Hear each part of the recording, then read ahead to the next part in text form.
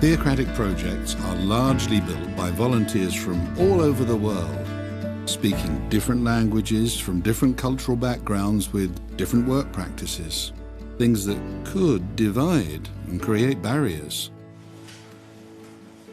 One of the biggest challenges for me has been the language. Above all, the accents and the way people speak. The ways of construction are a bit different to what I'm used to. That can create a challenge. You might be used to doing something one way, and then here we do it differently because of different circumstances. Initially, we thought that with a similar language, things would be the same, but even with the similar language, we learn that there are differences and how we speak and the things that we say.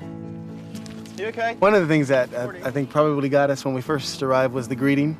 We're used to just saying hello, and a lot of times we would be greeted with, all right, hey, you okay? After being asked that several times in the same day, you begin to question whether or not you actually are all right. Yeah, that's just how they say hello here. Oh, okay. In the culture where I'm from, people are a bit more straightforward and to the point when they give instructions, which they're not being rude, it's just the way we do it there.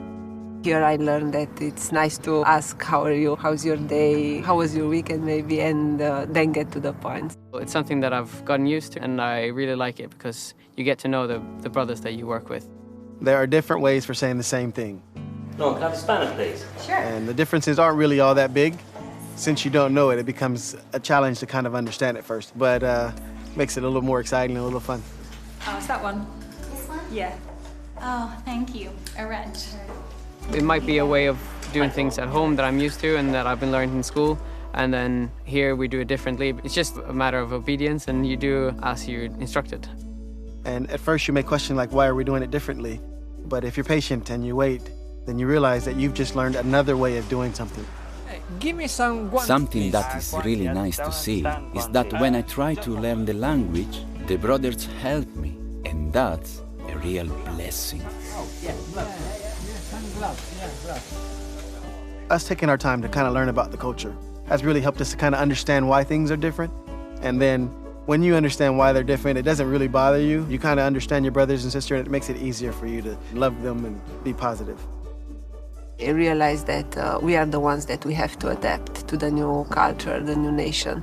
We have to have Christ mentality. He came to serve, not to be served. Spiritual things keep us united. To not see the negatives in other cultures, accents, and work practices. Although there may be deadlines, constraints, keeping our spirituality up is of the utmost importance. Our overseers reminded us of 3 non-negotiable things: our meeting attendance, the field ministry, and our family worship. Spirituality is everything when it comes to overcoming challenges, because if you don't have a spiritual view of things, then you will struggle. Continues to be more evident is that if we take care of our spirituality, then Jehovah will take care of the rest. The work will get done. So the key to unity here on site is that everyone is working on fruits of the Spirit. We need to be patient, kind, loving, long-suffering. They exhibit these qualities that really pursue for peace. And it makes it easy, it makes it fun. And you realize, you know what, we're just working with family. And of course, Jehovah's Spirit is clearly shown in everything that we do.